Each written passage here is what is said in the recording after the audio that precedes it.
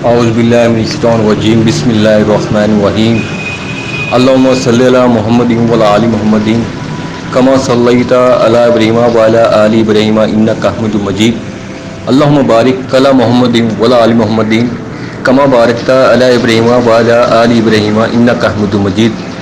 اللہ تعالیٰ قرآن پاک کی سورۃ نمبر 5 سورۃ المائدہ کی آیات نمبر 105 میں ارشاد باری تعالیٰ ہے، ترجمہ: اے ایمان والو، اپنی فکر کرو جب تم راہ راست پر چل رہے ہو تو جو شخص گمراہ رہے اس سے تمہارا کوئی نقصان نہیں۔ اللہ ہی کے پاس تم سب کو جانا ہے، پھر وہ تم سب کو بتلا دے گا جو کچھ تم سب کرتے تھے۔ تفسیر: یعنی بجائے اس کے کہ آدمی ہر وقت یہ دیکھتا رہے کہ فلاں کیا کر رہا ہے اور فلاں کے عقیدے میں کیا خرابی ہے اور فلاں کے اعمال میں کیا برائی ہے، اسے یہ دیکھنا چاہیے کہ وہ خود کیا کر رہا ہے۔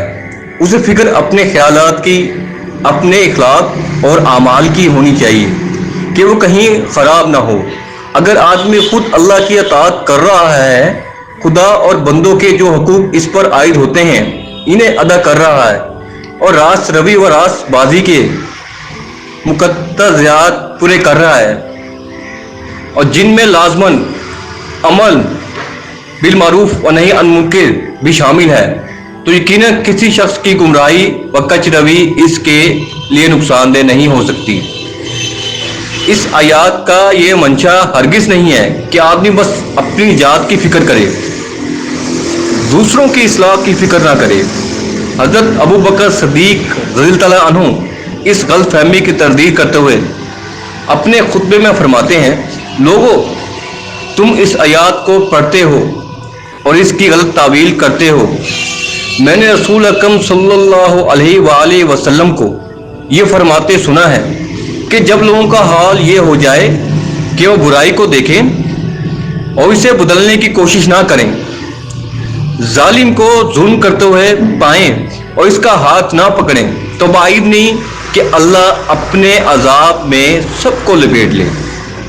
خدا کی قسم، تم کو لازم ہے کہ بھلائی کا حکم دو اور برائی سے روکو، ورنہ اللہ تم پر ایسے لوگوں کو مسلط کر دے گا جو تم میں سب سے بدتر ہوں گے اور وہ تم کو سخت تکلیفیں پہنچائیں گے۔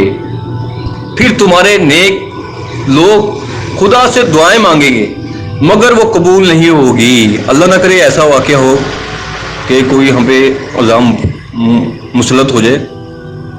اللہ تعالیٰ نے پہلے قوموں کو بھی ایسے کیا ہے، اس کی تاریخ ہے، قرآن شریف میں واقعات لکھے ہوئے ہیں اس حوالے سے کہ جو لوگ اللہ کی بات نہیں مانتے تھے، اپنا محاسبہ نہیں کرتے تھے، لوگوں کو روکتے نہیں تھے، تو اللہ تعالیٰ ان پر بندوں کی صورت میں عذاب نازل کر دیتے تھے، یعنی کہ دوسرے لوگوں کو ان پر ہیوی کر دیتے تھے۔